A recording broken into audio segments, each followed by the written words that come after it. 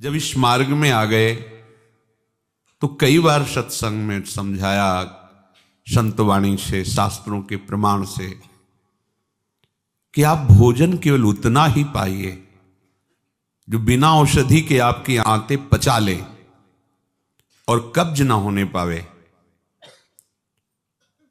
यदि आप रसेंद्री के स्वाद के वशीभूत होकर के प्रसाद खूब ग्रहण कर लिए, वातों की सामर्थ्य नहीं है, क्योंकि आप क्रियारत नहीं हैं। अब अभी आपको 8-10 घंटे बराबर क्रिया करनी हो तो पच जाएगा गरिष्ठ पदार्थ, पर आपको क्रिया तो करना नहीं है। ऐसी रसेंद्री के स्वाद के वशीभूत होकर अधिक प्रसाद पालेंगे तो आपसे दिनचर्या नहीं होगी, उदास रहेगा मन। कब्ज होने पर भजन में रुचि नहीं रहती, कब्ज होने पर प्रमाद स्थिति रहती है। इसलिए साधक किसी औषधि से कब्ज निवारण का उपाय नहीं है। ये बहुत सावधानी की जरूरत है। ये बिल्कुल सहज सरल बात आपको बता रहे हैं। यदि कब्ज रहित होना है तो प्रातः काल उठ करके सबसे पहले भगवद स्मरण, गुरुदेव को प्रणाम, वृंदावन को प्रणाम, संतों का स्मरण, फिर पानी को गर्म कीजिए। आधा लीटर, पौन लीटर, 1 लीटर, 1.25 लीटर, जितनी तुम्हारी पीने की सामर्थ्य है। रुचि नहीं कह रहे, पी सकते हो। ऐसा गर्म नहीं, चाय जैसा, हल्का गर्म करके और वज्रासन में बैठ करके आराम आराम से पीजिए। 15 मिनट वज्रासन में बैठकर धीरे धीरे पीजिए। थोड़ा टहलिए उस पानी पीने के बाद, फिर सो जाइए। आप अगर 1-2 दिन की बात हो तो आप कि चलो हमें वहां लघु शंका जाना पड़ेगा, पानी नहीं पीते हैं, तो आप बीमार हो जाएंगे। आंतों को जरूरत है मल रहित होने की। नहीं, वो इतनी हीट पैदा करेंगे कि आपके गुदाद्वार में रोग हो जाएगा, आपको गैस बनने लगेगी, एसिडिटी, आपको कई परेशानियां आ जाएंगी। फिर आप भजन क्या करेंगे, सत्संग क्या सुनेंगे?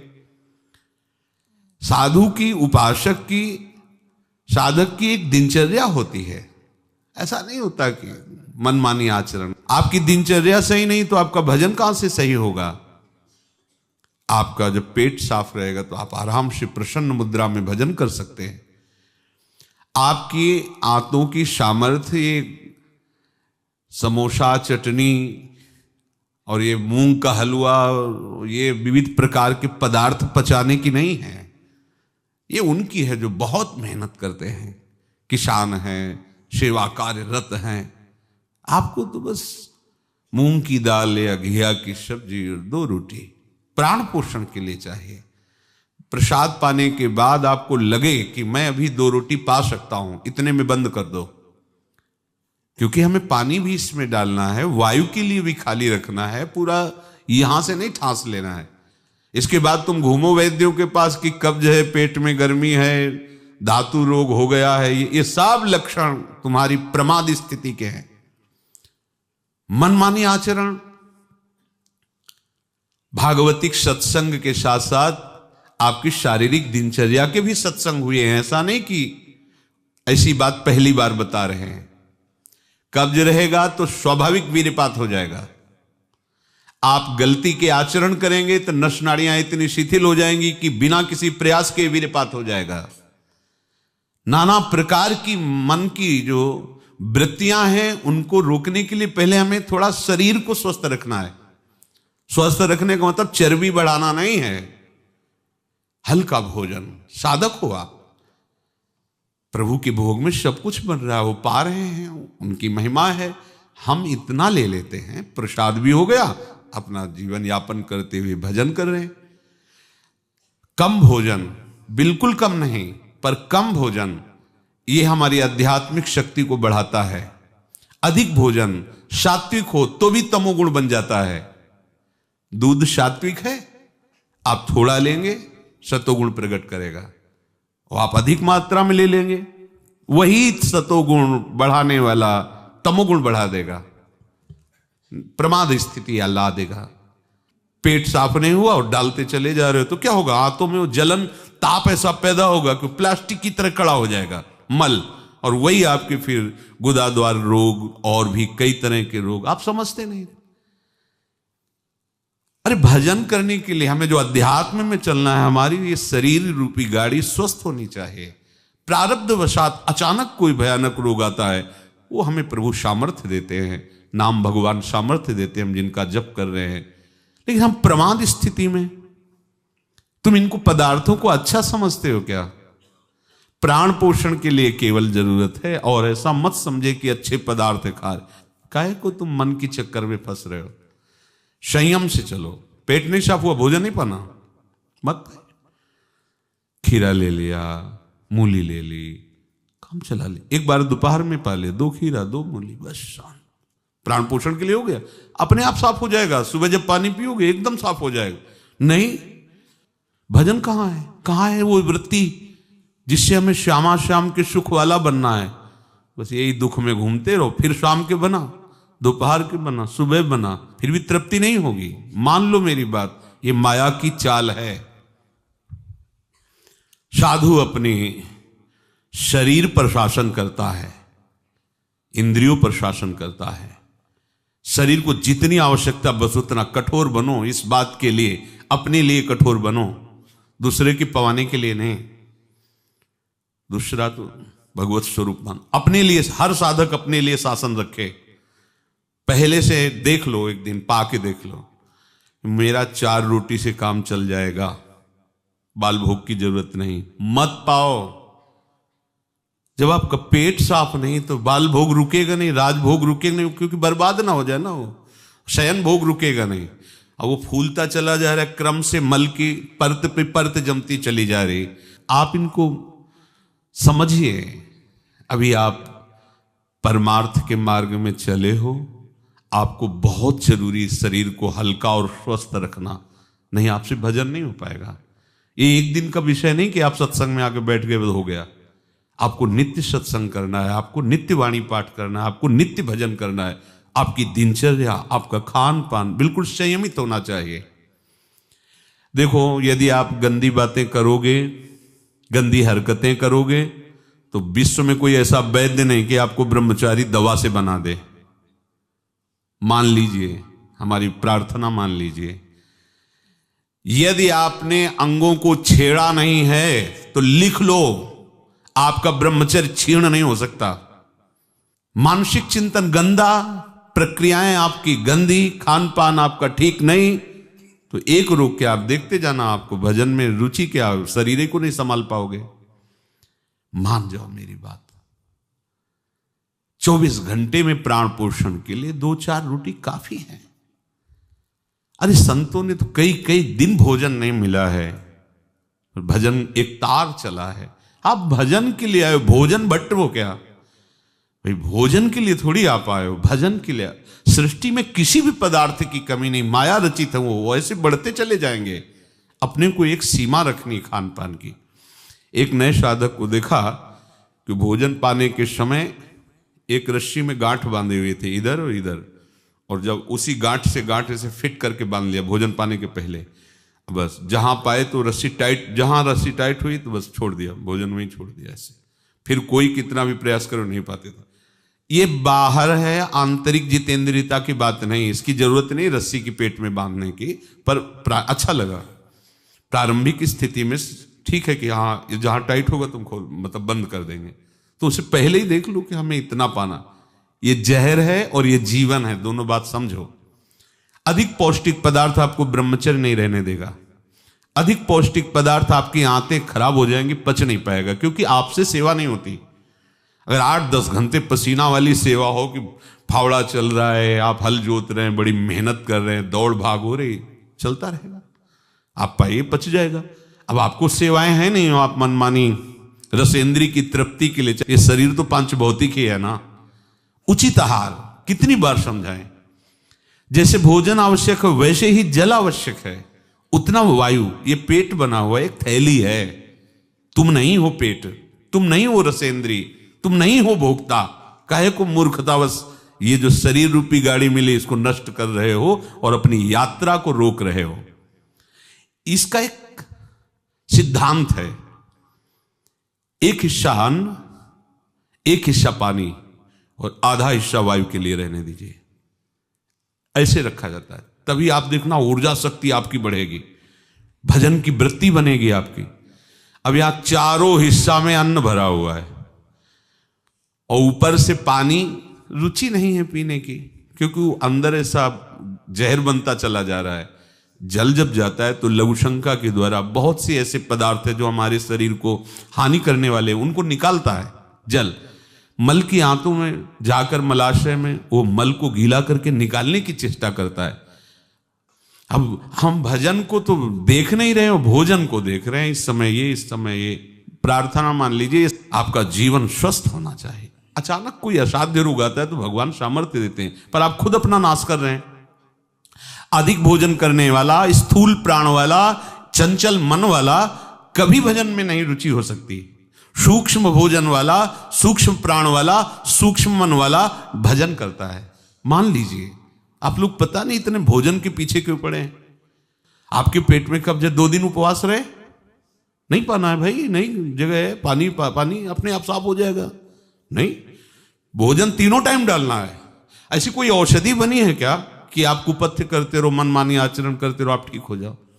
अगर बाई चांस किसी को ऐसा कब्ज है तो बताया है आपको, इस वर्षों सेवन की हुई औषधि, जब कभी ऐसा लगा तो छोटी हर 1 चम्मच और 1 चम्मच इसबगोल की भूसी उसमें मिला लीजिए। शाम के 200 ग्राम 250 ग्राम गुनगुना दूध से ले लीजिए। ये ऐसी है कि आपको बार बार परेशान नहीं करेगी, पर ये धीरे से आपके कब्ज को, क्रम को नष्ट कर देगी। जो अंदर बना हुआ कब्ज है वो धीरे धीरे कई दिनों तक बराबर लेते रहिए। पकवान, गरिष्ठ पदार्थ ये उपासक के लिए वैसे ही अनुकूल नहीं, भले कब्ज ना होती तो भी अनुकूल नहीं।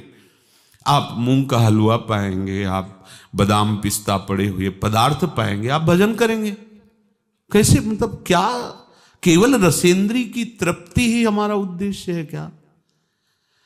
कैसे तुम्हें ये बात अच्छी लगती है कि हमें पदार्थ भरपेट पाने? अरे हमें भरपेट भजन करना है। अब वो देखने को नहीं मिलती वो बात जो पुराने साधकों में एक जलन होती है, एक ताप होता है भगवत प्राप्ति के लिए। हर समय भजन के लिए व्याकुल रहता है, उपाय करता रहता है, नई नई युक्तियां सोचता है भजन के लिए। और हम नई नई युक्तियां सोचते हैं भोजन के लिए। आज ये कब तक खाते रहोगे? शरीर को कब तक पोषित करते रहोगे? मरेगा, नष्ट होगा। जिस काम के लिए है वो काम बना लो। ये तुम्हारा शरीर नहीं है, तुम शरीर नहीं हो, ये नष्ट होगा, मान लीजिए। आप यदि गलत क्रिया नहीं कर रहे हैं और आपका पेट साफ है तो विश्वास मानो, ये ब्रह्मचर्य वो चीज नहीं कि स्वाभाविक नष्ट होती जाए। जिनको ये है कि होती है, तो यदि 8 दिन में आपने नष्ट किया है और अब आप रोकना चाहते हैं तो वर्षों आप नहीं रोक सकते। वो 8 दिन 10 दिन के अंतर्गत नष्ट होगा, स्वाभाविक नष्ट होगा। अगर आप छेड़ेंगे नहीं तो धीरे धीरे अंतराय बनता चला जाएगा, एक दिन आप ब्रह्मचारी हो जाएंगे। अगर आप कोई ऐसी गलत क्रिया करते हैं, गलत आहार करते हैं, तो ही ऐसा है। नहीं, ये कोई ऐसी नहीं कि स्वाभाविक प्रवाहित होता रहे, ऐसा नहीं। ये आपकी गलती का परिणाम है। आपने बहुत ही गलत कार्य किए, अपने ऊपर गलत किया, इसीलिए आपकी ये दुर्दशा है कि आपकी धातु जाते। ये धातु रोग जानते हो किनको होते हैं? विषयी पुरुष को, पामरों को, जो नीच प्रकृति से नीच क्रियाएं करते हैं। ऐसे ये धातु कोई ऐसी चीज थोड़ी कि स्वाभाविक निकल जाती है, ऐसा नहीं है। एक मनोवाह नाड़ी है अंदर। भीष्म पितामह जी परम ब्रह्मचारी हैं, वो वर्णन करते हैं। अगर उसको ताप नहीं पहुंचा मनोवाह नाड़ी को तो वीरपात हो ही नहीं सकता। ये तभी पात होता है जब उसका ताप की 2 प्रक्रियाएं, पहला चिंतन, दूसरी क्रिया। अगर आपने कामाशक्त होकर चिंतन किया तो कामाग्नि मनोवाह नाड़ी को ताप से युक्त कर देगी। अब वो क्रिया हो ना हो, वो आपका नष्ट हो जाएगा। आपने कोई क्रिया की तो नष्ट हो जाएगा, नहीं कोई सवाल ही नहीं उठता। ये नई नई अवस्था के बच्चे धातु रोग से ग्रसित हो रहे हैं, कमर दर्द कर रही है, आंखों में कम दिखने लगा है, ये परेशानियां वो परेशानियां। इसका कारण आप हैं। आप देखिए ना, इस विषय पर कोई चर्चा नहीं करना चाहता, ना सुनना चाहता है। केवल पशुवत आचरण के लिए छूट मिल जाए बस, सावधान रहिए। ये जीवन खिलवाड़ नहीं, चाहे आप गृहस्थ हो चाहे विरक्त हो। ये जो ब्रह्मचर्य है ये आपको अच्छा गृहस्थ बनाएगा, ये ब्रह्मचर्य आपको अच्छा उपासक बनाएगा। अगर आप इसको यूं ही छीण करते रहे, चाहे गृहस्थ हो या विरक्त हो, तो आप किसी काम के नहीं रह जाएंगे। ध्यान रखना, किसी काम के नहीं रहे। कुछ दिनों के बाद आपके शरीर में जगह जगह पीड़ाएं होने लगेंगी, चिंतन आपका सामर्थ्यशाली नहीं रह जाएगा, स्मृति शक्ति आपकी लोप होने लगेगी, और जिसे आज की भाषा में डिप्रेशन कहते हैं उसके शिकार हो जाओगे। देख लेना, आप देख लेना, मान लेना। ब्रह्मचर्य ऐसी सामर्थ्यशाली, एक बार श्लोक बोलो कंठस्थ हो जाएगा। अगर शरीर स्वस्थ है, कोई अन्य औषधियां या अन्य इस तरह के विकारात्मक पदार्थ अंदर नहीं जाते, और ब्रह्मचारी तो एक बार पूरी बात बोल लो, चाहे जब सुन लेना हो जीवन में सुनाई दे देगी। आपको स्मृति नहीं, प्रभु की स्मृति नहीं, आपको अपनी दिनचर्या की स्मृति नहीं। साधक का दर्शन मात्र सुख प्रदान करता है। कैसा स्वरूप होता जा रहा है, कैसी आपकी भावना बनती जा रही, कैसी आपकी दिनचर्या होती जा रही, कभी लौट कर देखो ना अपने जीवन में। सबसे प्रार्थना है, केवल प्राण पोषण के लिए ही भोजन है, स्वाद के लिए नहीं है। ये इंद्रियों के विषयों में मत फंसो। कुछ दिन तो आप ऐसा करके देखो। अब ऐसा भी नहीं कि हट करके आप शरीर को नष्ट करने वाला चेष्टा शुरू कर दो, वही आधी रोटी पाएंगे या ऐसा नहीं, तो कई दिन चलेगा। युक्ताहार विहार से उचित भोजन करो। कई बार कहा है, शरीर को यदि कमजोरी महसूस हो रही तो दूध ले लिया, नहीं महसूस हो रही तो हाथ जोड़ दिया। नहीं आवश्यकता नहीं, जब होगी तो ले लेंगे, घर ही तो है ना। आवश्यकता है फल ले लीजिए, नहीं आवश्यकता है नहीं डालेंगे शरीर में। फल क्यों डालें, जरूरत नहीं तो हम क्यों डालें। जितनी आवश्यकता उतना भोजन पाया, नहीं तो राधे श्याम और पाइए आप। हमारा एक बार से काम चल जाता, भोजन से नहीं पाना 3 बार बाल भोग राजभोग, ये सब क्यों आप इस पे परेशान हो रहे। ऐसी ये दिनचर्या आप लोगों की कोई भी हो ठीक नहीं है। आप भगवदाकार वृत्ति नहीं कर पाएंगे। वृत्तियां तो वही, चाहे शरीर में लगा लो चाहे प्रभु में लगा लो। तो यहां प्रभु कह रहे हैं, योन्ता सुखोन्तरा रामस, जो केवल अपने आराध्य देव के सुख में सुखी रहता है, आराध्य देव के सुख वाला है। और यहां विषयों के सुख वाला हम बनना चाहते हैं और चलते हैं परमार्थ के मार्ग पर। सावधान रहिए, बाह्य विषय दुख योनया हैं। आप देख लीजिए, भगवान के वचन हैं, इनसे दुख ही प्रकट होगा। उचित आहार, बहुत संयम चाहिए साधु को, बहुत संयम चाहिए। चाहे साधु का मतलब हम केवल भेष से नहीं ले रहे, साधुता के मार्ग से ले रहे हैं, भगवत प्राप्ति के मार्ग से ले रहे हैं। ये आहार विष भी है और अमृत भी है, दोनों बातें जान लीजिए। क्षुधा रूपी व्याधि की केवल चिकित्सा भोजन से करनी है। ये विलासिता बंद करो अपनी जबान की। बनने को सृष्टि में सब कुछ है, सब कुछ के भोक्ता हो क्या तुम? ऐसे श्री जी की रसोई में सब कुछ बन रहा है, तुम सबके भोक्ता हो क्या? प्रसाद में वो देखा जो हमारी आते पचा सकती, थोड़ा डालो, रात दिन भजन में रहो। जो अधिक भोजन करने वाला है वो मानसिक निरंतर नाम जप नहीं कर सकता, पक्का नहीं कर सकता। बातें बनाने से नहीं होती, जब मार्ग में चला जाता है तब पता चलता है। अगर आप अभी सावधान नहीं हुए तो आगे चलकर आपका शरीर और गिरेगा अवस्थागत, और भी रोग आ सकते हैं। फिर आप क्या करेंगे? मन प्रभु में नहीं लगाए तो फिर आप क्या करेंगे? गया ना जीवन। हमें वर्तमान में अपनी साधना का फल देखना है।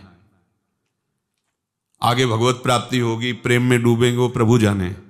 हमें वर्तमान में ये फल देखना है कि मेरा हर समय भजन होता है कि नहीं होता। जो उपासक केवल भगवत सुख में मगन रहता है, हमारा सबसे बड़ा साधन का फल है स्मृति। निरंतर हमारा चिंतन, चेष्टाएं, मनन, कथन, श्रवण मेरे प्रभु का ही होता है कि नहीं। प्रमाद स्थिति वाला कर सकता है। पेट बढ़ता चला जा रहा है, चर्बी शरीर की बढ़ रही, उठने झुकने में परेशानी, भजन करोगे? ये ऐसा क्यों हो रहा है? बिना आहार के हो रहा है क्या? अभी चलो आप ठीक से, अभी सूख जाओगे तो अपने आप सही हो जाओगे, तुमको कोई दवा खाने की जरूरत नहीं है। आपका तप बढ़ेगा, आपकी पवित्रता बढ़ेगी, आपका तेज बढ़ेगा, आपका भजन बढ़ेगा। अल्पाहार करो, शांत प्रसन्न रहोगे। देखो ना, जब पेट साफ हो और शरीर स्वस्थ हो, शांत एकदम, मन बुद्धि एकदम सतोगुण में स्थित है, आनंद आ रहा है, 2 रोटी दोपहर के ले ली, 2 रोटी शाम के ले ली, खूब भजन करो। बनने को कुछ भी बने, यही तो खास बात है। हर वस्तु उपस्थित है, लेकिन आपको केवल अपने जीवन पोषण के लिए लेना है। यह थोड़ी कि सब कुछ है।